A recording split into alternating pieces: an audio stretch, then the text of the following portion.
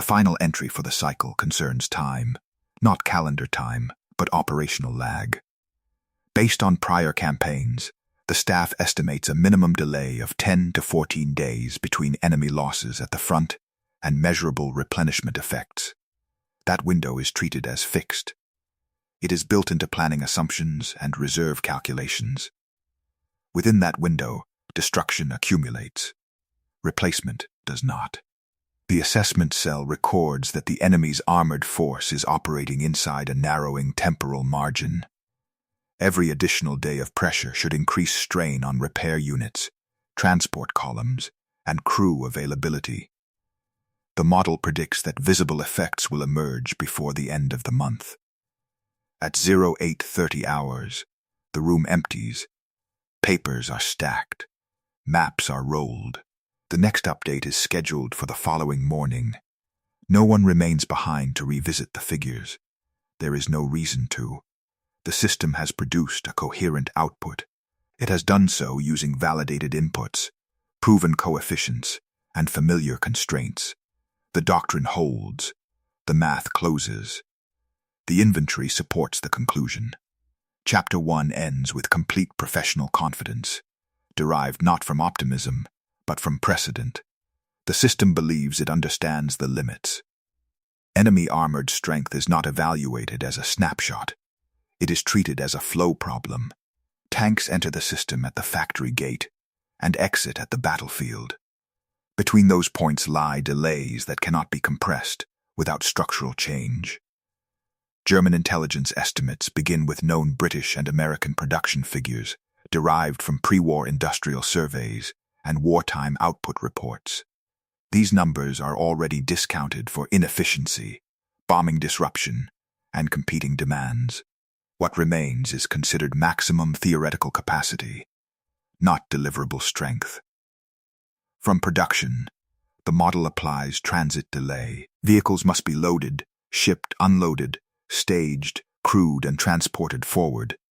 Each step consumes time and resources.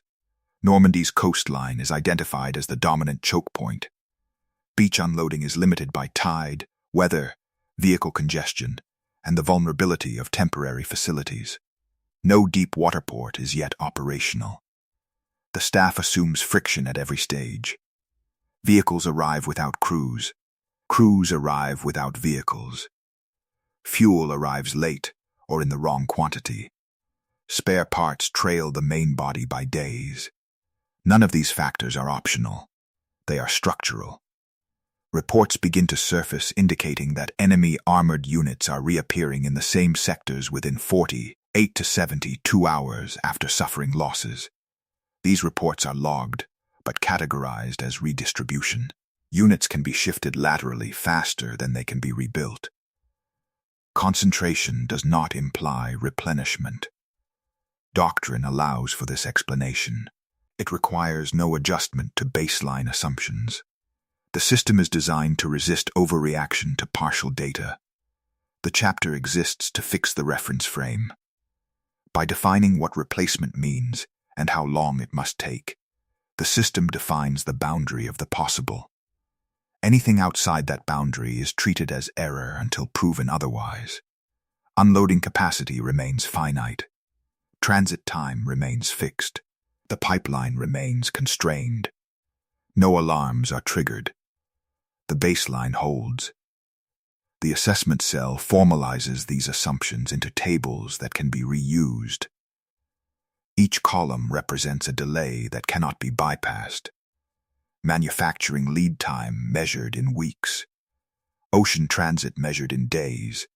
Beach clearance measured in hours stretched across tidal cycles. The cumulative effect produces the 10 to 14-day minimum window already embedded in planning. Enemy reports that contradict this window are not ignored. They are bounded. Aerial reconnaissance is limited to one pass every 36 to 48 hours.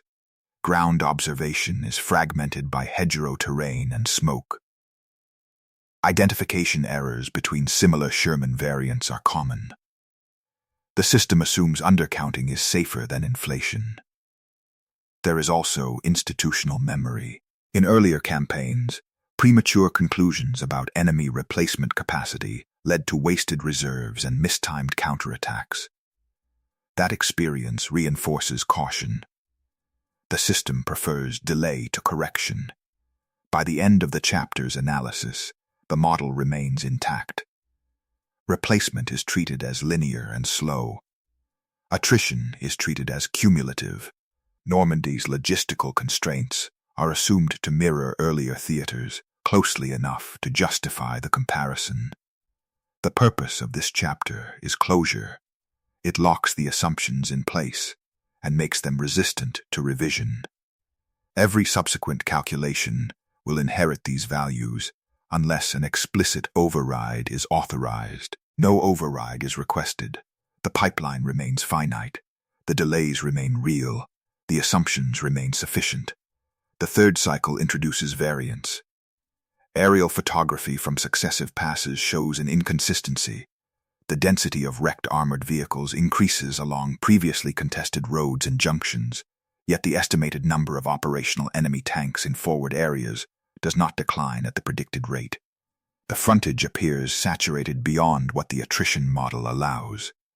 The discrepancy is logged. Recovery reports add a second inconsistency. Forward observers note that fewer disabled hulls are being reclaimed than expected. Burned-out vehicles dominate the wreckage fields. Mobility kills are less common. According to doctrine, this should accelerate depletion. Instead, the opposite pattern appears. The system does not reject the data. It absorbs it. Possible explanations are enumerated. Misidentification between early and late Sherman variants could inflate perceived numbers. Overlapping rotations between British and American units could create the illusion of persistence. Conservative confirmation standards might underreport enemy losses, while over-reporting operational presence. Each explanation fits within existing tolerances. The key metric is variance. The difference between expected and observed armored density remains below 15%. That margin is considered acceptable given the limits of reconnaissance and the complexity of the environment. Hedgerow terrain restricts visibility. Smoke and dust distort counts. Air photographs lag events by hours or days. German analytical culture treats premature model revision as a greater risk than delayed correction. Changing coefficients requires justification across multiple departments. It introduces instability into ammunition planning, reserve allocation, and counterattack timing. No single data stream carries enough authority to trigger that disruption. The system therefore classifies the anomalies as noise. This chapter exists to show how rational systems suppress weak signals. Nothing is ignored, nothing is panicked over. The data is acknowledged, categorized, and bounded. The model continues to operate because it still produces internally consistent outputs. Aerial reconnaissance cycles remain limited to one pass every 36 to 48 hours. Ground confirmation remains fragmentary. The fog is not emotional. It is procedural. The enemy armored force continues to appear resilient, but not impossibly so. The numbers still fit within the error bands inherited from earlier campaigns. The system proceeds without adjustment. The assessment cell does not immediately propagate the revised figures. They remain annotated, bracketed, and marked provisional. No directive exists for responding to a variable that operates outside doctrine. The system requires confirmation before adaptation. Further calculations are run in parallel. One model preserves the existing attrition framework. Another substitutes continuous replacement flow for periodic replenishment. The divergence between the two projections widens quickly. In the traditional model, enemy armored strength declines steadily after each engagement cycle. In the flow-based model, strength oscillates within a narrow band regardless of losses. The difference is not visible at the tactical level. It appears only when extended across weeks. The staff notes that the new model removes time as a German advantage. Previously, every day of delay imposed cost on the attacker. Now, delay favors the side with greater throughput.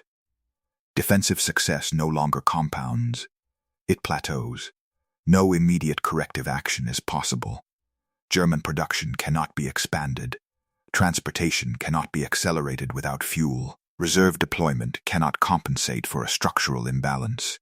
The system records these constraints without commentary. The chapter closes with a recalibration, not a conclusion. The new variable is acknowledged as dominant, but not yet accepted as decisive. The old model remains active by default. The new one runs alongside it, unresolved. German production remains capped at roughly 250 tanks per month across all theaters. That figure does not move. The Allied flow continues, unbroken by local outcomes. The system has identified the variable. It has not yet accepted the consequence. The fifth phase begins with recalculation. The assessment cell runs the numbers forward using the flow-based model. The exercise is not theoretical.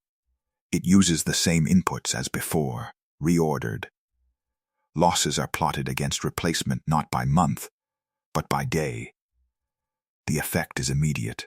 If 300 enemy tanks are destroyed across a defined window, and an estimated 800 replacement vehicles enter the theater across the same period, net strength does not decline.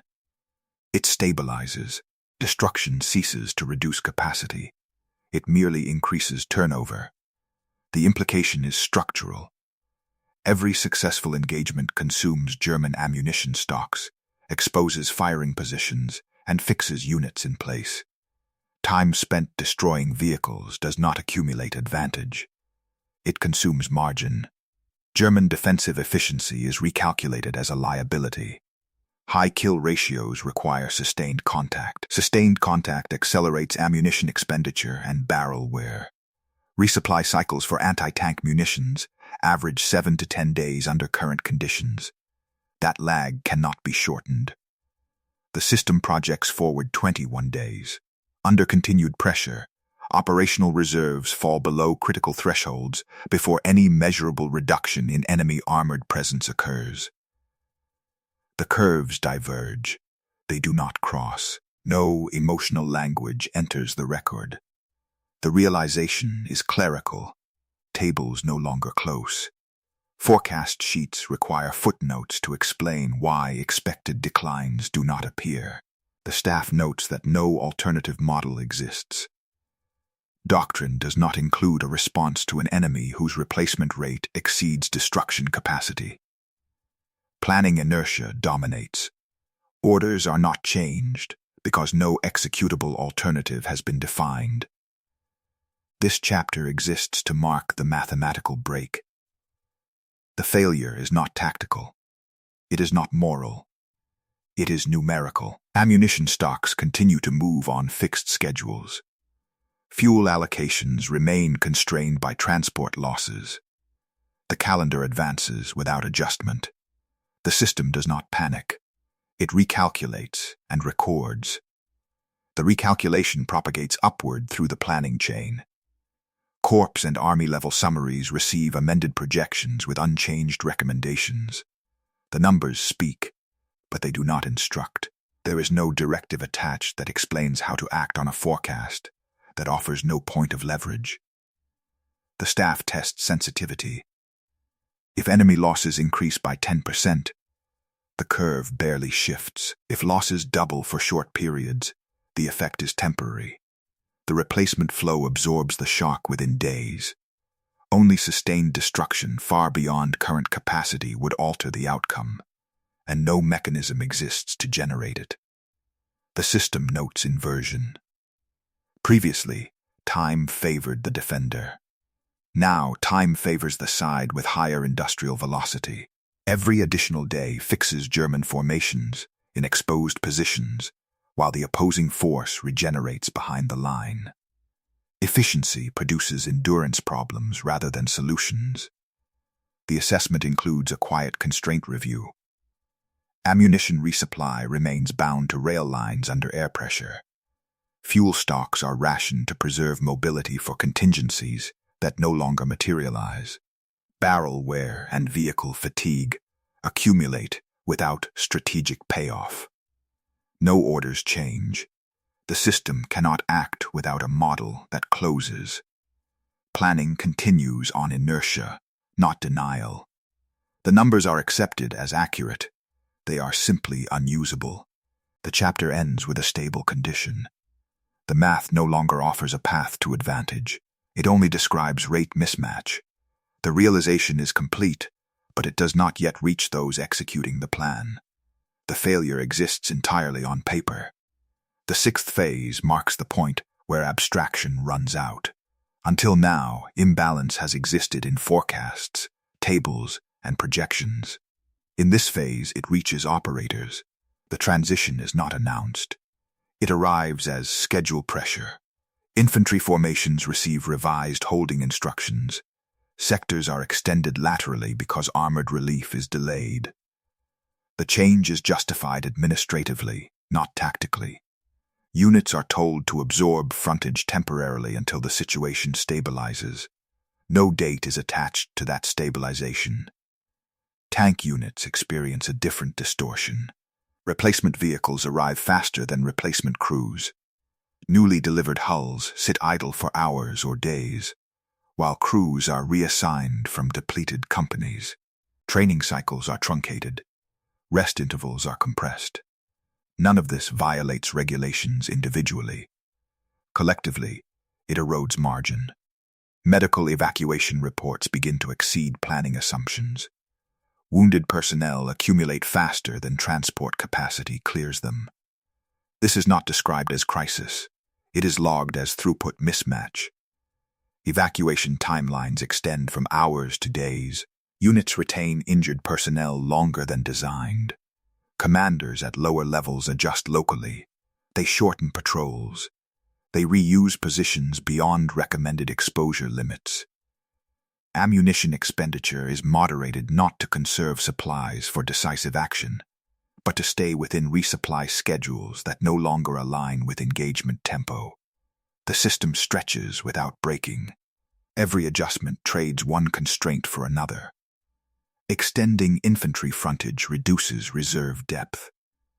Compressing rest cycles increases fatigue. Holding ammunition back reduces immediate effectiveness. None of these choices are framed as errors. They are compensations. Manpower replacement pools are reviewed and found to be below 60% of authorized strength.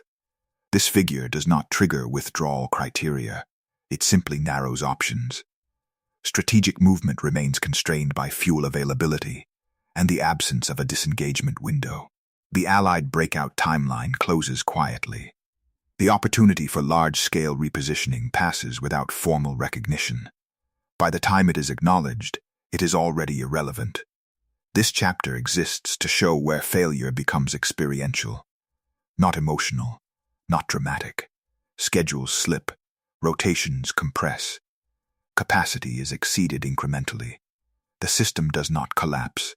It transmits pressure downward. Humans experience it last. The final accounting cycle does not resemble the first. The process is the same. Tables are used. Units are listed. Status categories are applied. What has changed is the object being measured. Enemy armored losses are no longer the primary input. They continue to be recorded, but they no longer drive projections. The figures fluctuate without trend significance. The flow remains steady. Instead, German formations are assessed. Divisions are marked as combat effective, combat limited, or combat ineffective. Many fall into the second category without having been decisively engaged. Their equipment losses are incomplete. Their personnel losses are uneven. Their limiting factor is not destruction, but coverage. Operational frontage now exceeds available force density. Infantry units occupy extended sectors with reduced depth. Armored units are fragmented into local reserves that cannot be massed without creating gaps elsewhere. Mobility exists on paper, but fuel allocations restrict its use. The Allied armored count continues to rise. Not sharply, predictably. It increases independent of local outcomes. Losses do not register at the system level because they are absorbed upstream. The German system has no corresponding buffer. No orders announce defeat. None are required. The status reports are sufficient. Units are listed as unavailable for offensive action without being destroyed. Timelines extend without milestones. The defensive system was designed to win by subtraction. It required enemy losses to accumulate faster than replacements could arrive.